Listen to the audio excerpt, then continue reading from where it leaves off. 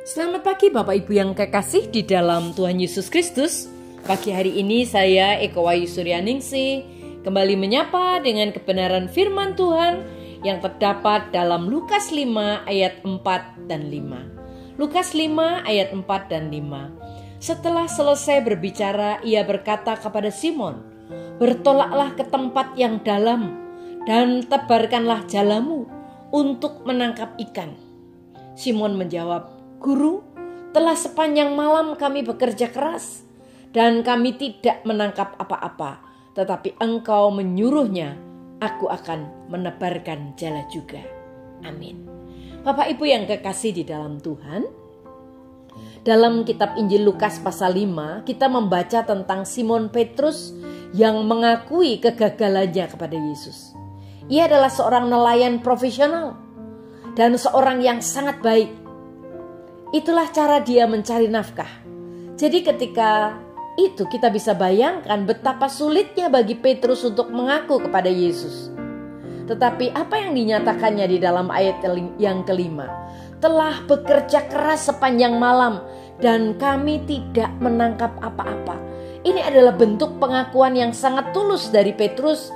Sekalipun dia seorang yang profesional, dia mengakui bahwa dia tidak mampu untuk menangkap ikan sepanjang malam.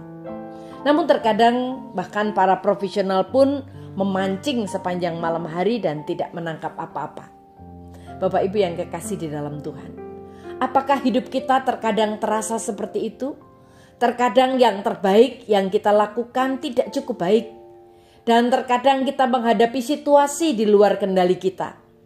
Kita tidak dapat mengendalikan ekonomi. Kita tidak dapat mengendalikan cuaca. Kita juga tidak dapat mengendalikan banyak hal yang mempengaruhi kehidupan kita.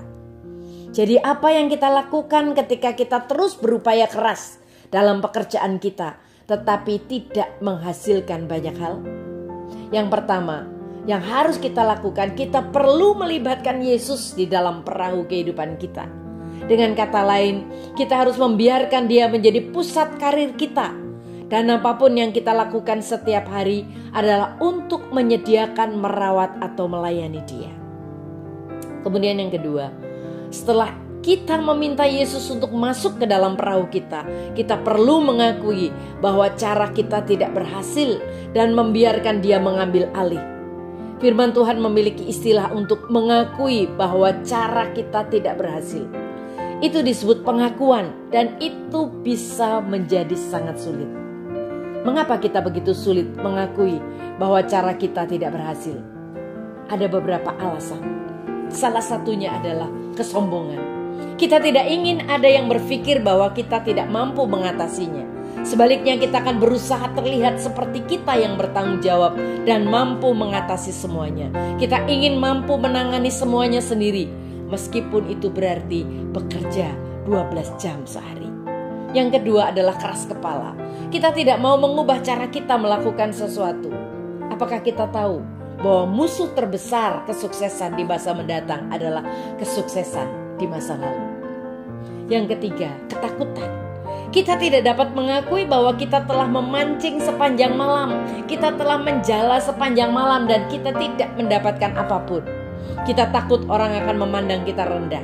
Kita takut membiarkan Yesus masuk di dalam perahu kita karena Ia mungkin akan mengarahkannya ke arah yang tidak kita inginkan. Bapak Ibu yang kekasih di dalam Tuhan, ini adalah saatnya untuk kita mengakui bahwa cara kita tidak berhasil.